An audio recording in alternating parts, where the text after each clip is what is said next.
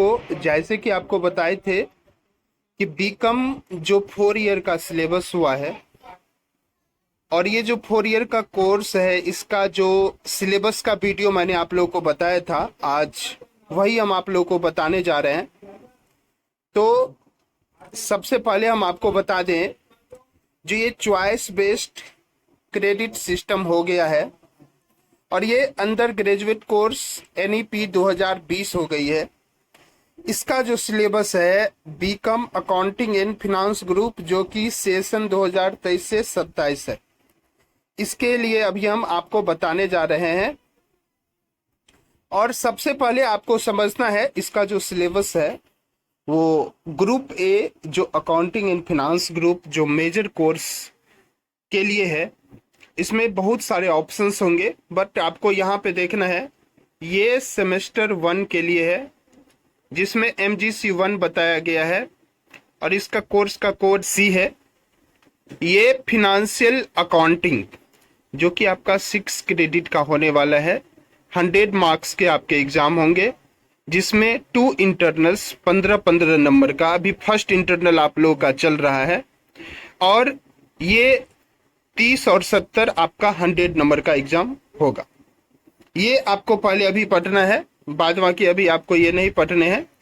इसके बाद जो है आपका ये देख रहे हैं आप, सेकेंड सेमेस्टर में है बिजनेस ऑर्गेनाइजेशन एंड मैनेजमेंट पढ़ना है। थर्ड सेम में आपको बिजनेस लॉ पढ़ना है।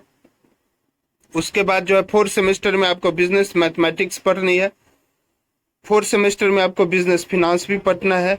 और फोर्थ सेमेस्टर में आपको income tax law and accountings जो आपको फोर्थ सेमेस्टर में अब पढ़ने हैं। और फोर्थ सेमेस्टर में आपको इन्वेस्टमेंट मैनेजमेंट भी अब पढ़ना है, जो कि अभी बीकॉम थर्ड पार्ट में पढ़ाया जाता था। फिफ्थ सेमेस्टर की बात करें तो आपको corporate accounting and cost accounting पढ़ना है यहाँ पे। 6 सेमेस्टर में आपको बिजनेस इकोनॉमिक्स और management accounting and goods and service tax को दे दिया गया है। 7 सेमेस्टर में आपको ऑडिट, कॉर्पोरेट गवर्नेंस का और रिसर्च मेथोडोलॉजी और कंपनी लॉ पढ़ने हैं। 8 सेमेस्टर में ज्यादा से ज्यादा प्रैक्टिकल वर्क्स को दिया गया है रिसर्च से संबंधित। वहाँ बिजनेस कम्युनिकेशन को यहाँ पे दिया गया है कि कोई भी बिजनेस का कम्युनिकेशन जो है कैसे किया जाएगा, ये हो गया। इसके बाद अगर हम कोर्स के लिए आपको सबसे पहला जो फर्स्ट सेमेस्टर में आपको पढ़ना है, ये आपका देख रहे होंगे आप लोग फिनेंशियल अकाउंटिंग्स, जिसकी 3 क्रेडिट रहने वाली है स्कोर, और ये भी वही होगा 15-15 इंटरनल और जो 30, और इसके बाद 70 नंबर का आपका मेन कोर्स एग्जाम जो बोर्ड एग्जाम के जैसे ही होने वाला है वैसे होगा। इसके बाद यहाँ सेकेंड सेमेस्टर में आपको कॉर्पोरेट अकाउंटिंग जो माइनर कोर्स का दिया गया है। फिर थर्ड सेम में आपको बिजनेस फिनांस दिया है। फोर्थ सेमेस्टर में मैनेजमेंट अकाउंटिंग को दिया है। फिफ्थ सेमेस्टर में आप देखोगे फिनेंशियल इंस्टीट्यूशन एंड मार्केट है। फिफ्थ सेमेस्टर में income tax and law and accounting है। 6 सेमेस्टर में आपको investment management, good and service tax, और 7 सेमेस्टर में कॉस्ट अकाउंटिंग, और 8 सेमेस्टर में आपको ऑडिट एंड कॉर्पोरेट गवर्नेंस का दिया हुआ है। और ये जो आप लोग का तीसरा कोर्स है multi disciplinary course to be offered है, जो आपको एक बास्केट्स है, वहां से आपको ये सिलेक्ट करना होता है। ये जस्ट मैं आपको अगले पेज पे दिखाता हूँ। और ये एबिलिटी इन्हांसमेंट कोर्स है जो आपका कोर्स नंबर D, ये भी 100 मार्क्स का होने वाला है। जनरली ये सब सब्सिडियरी पेपर है आपका। इसमें से आपको जैसे यहाँ कोर्स का नाम दे दिया गया है, या तो आप MIL जो लैंग्वेज पेपर होते हैं, इन्वायरमेंटल साइंस है, डिजास्टर रिस्क मैनेजमेंट है, तो ज्यादातर बच्चे यहाँ से लैंग्वेज, वैसे ये भी मैं आपको आगे दिखाऊंगा अगले स्लाइड पे। इसके बाद है स्किल इन्हांसमेंट कोर्स का, ये भी आपको मैं अगले स्लाइड पे दिखाने वाला हूँ।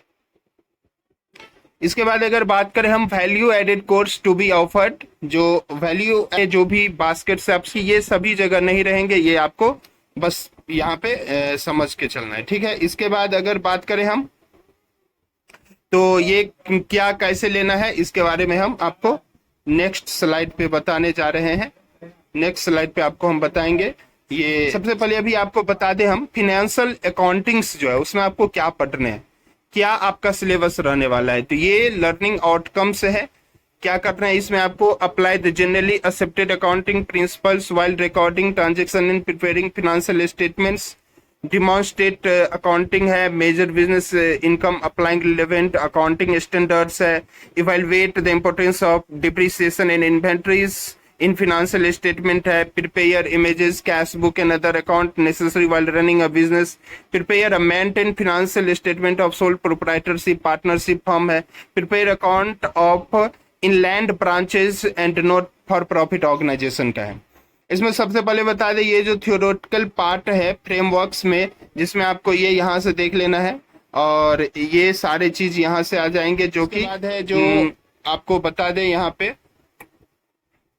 Accounting and depreciation inventory valuation business entities, इसके बारे में आपको पढ़ना है, जहां आपको फीफो मेथड हो गया जो आप पढ़े थे, फर्स्ट इन फर्स्ट आउट होता है, इसके बाद आपको LIFO LIFO होता है, ये पढ़ना है। तो यहां से आप देख सकते हैं, ठीक है, ये आपको पढ़ना होता है, ठीक है। अकाउंटिंग फॉर हायर परचेज जो आपको पढ़ने हैं, जो हायर परचेज है, इंस्टॉलमेंट है, रॉयल्टीज है, इसमें क्या कैसे होता है इसको पढ़ना है।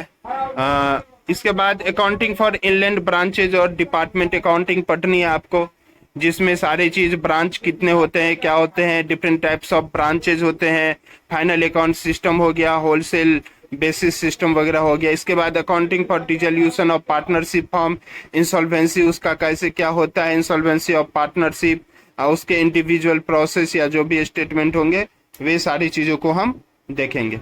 फिर अगर हम अगले पेज पे आपको ले चले तो इसके बाद फिनेंशियल अकाउंटिंग आ जाएगा, जो सेमेस्टर 1 में ही पढ़ने आपको।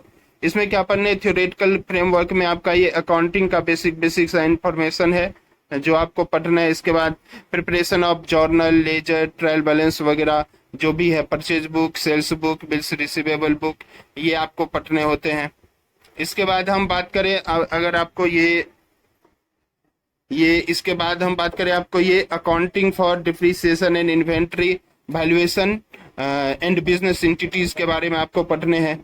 जो डेफिनेशन, नेचर, कंसेप्ट और डिप्रिसिएशन है, यहाँ पे आपको स्ट्रेट लाइन मेथड का पढ़ने को मिलेगा, डिमिनिशिंग बैलेंस मेथड पढ़ने को मिलेगा, वैल्यूएशन ऑफ इन्वेंट्री है, इसका वही जो आपको बताया गया अभी, FIFO first in first out method, उसके बाद LIFO LIFO LIFO यानी कि लास्ट इन फर्स्ट आउट, ये स्टॉक का इवैल्यूएशन से संबंधित आपको पढ़ने को मिलेगा यहाँ पे। इसके बाद अगर आपको नेक्स्ट स्लाइड पे हम बता दें तो यहाँ पे आपको जो स्किल इन्हांसमेंट आपका कोर्स है SCC, जिसमें ये देखिए ये साइंस वालों के लिए ये है, ये साइंस और सोशल साइंस और आर्ट वालों के लिए है, ये कॉमर्स वालों के लिए।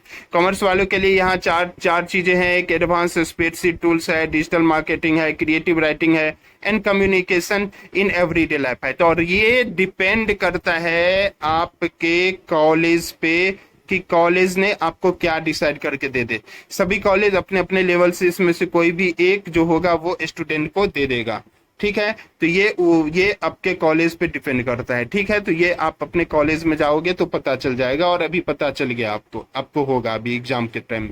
इसके बाद है वो भी मैं बताऊंगा आपको। इसके बाद है आपका ये आ जाएगा कॉमर्स में जनरली तो बिग डाटा एनालिसिस, इधर यहाँ से इसका जो सेमेस्टर 2 में आएगा, big data analysis, beginner course 2, calligraphy, आपका business communication, personality development and communication है। सेमेस्टर 3 में आपको जाएगा ये prospecting, e waste, sustainability, sustainable eco tourism है, एंटरप्रेन्योरशिप है, विजुअल कम्युनिकेशन, फोटोग्राफी है, statistical software package communication in professional life से संबंधित ये चीजें आपको यहाँ पे दिखने को मिलेगा। इसके बाद अगर हम अगले पेज पे बताएं तो skill enhancement course, skill enhancement course जो आप जनरली इसका सिलेबस हो गया, एक्सेल एडवांस टेक्निक्स है, एक्सेल इंटरएक्टिविटी है और ऑटोमेशन उसका है, इंट्रोडक्शन टू VBA जिसमें कि आप पढ़ेंगे chart, waterfall, column, line, combo, thermometer, scatter, histogram, sear, sparkline, graphics, tricks, techniques, ये सारी चीजों को आप यहाँ पे पढ़ने वाले हैं। इसके बाद अगर आपको बात किया जाए तो data analysis and decision making भी देखने को मिलेगा, एसेंशियल रिकमेंडेड रीडिंग्स दिखने को मिलेगा, और इस हिसाब से आपको ये सारी चीज यहाँ पे दिखने को मिलेगा। नेक्स्ट स्लाइड में आपको अगर ले चले हम, तो वैल्यू एडेड कोर्स के बारे में बताया गया है। जो वैल्यू एडेड कोर्स आप पढ़ेंगे उसमें आपका ये साइंस वालों के लिए हो गया है, ये सोशल साइंस एंड आर्ट वालों के लिए है, और ये कॉमर्स वालों बच्चों के लिए है। तो कॉमर्स वाले बच्चों को जो कि सेमेस्टर 1 में पढ़ना है, इसलिए अभी ये देखना जरूरी है, जिसमें डिजिटल एम्पावरमेंट है, स्पोर्ट्स फॉर लाइफ है, इथिक्स, कल्चर है, आर्ट ऑफ बीइंग हैप्पी, स्वच्छ भारत, फिट इंडिया, और ज्यादातर मेरे हिसाब से ज्यादातर कॉलेज ने इस बार स्वच्छ भारत को अपना जगह दिया है, और ये वैसे आपके कॉलेज से पता चल जाएगा, ठीक है। वो आप अपने कॉलेज में जाओगे तो आपको पता चल जाएगा, ठीक है। इसके बाद जो है अगर इसमें देखें हम, सेमेस्टर 2 BSc 2 जो है, इसमें साइंस हो गया सोशल साइंस वालों के लिए, और ये अपने कॉमर्स वालों के लिए है। जो वैदिक मैथ हो गया, इमोशनल इंटेलिजेंस, योगा, उसके बाद है constructional values, fundamental social emotional learning, ecology, literature, और ज्यादातर यहाँ जो है कॉमर्स वालों को बच्चे के लिए जो कॉलेज वालों ने प्रीफर करा है वो है योगा। तो ज्यादातर बच्चे को यहाँ पे योगा दिखने को मिलेगा, और वो योगा ही यहाँ पे जनरली पढ़ने वाले हैं।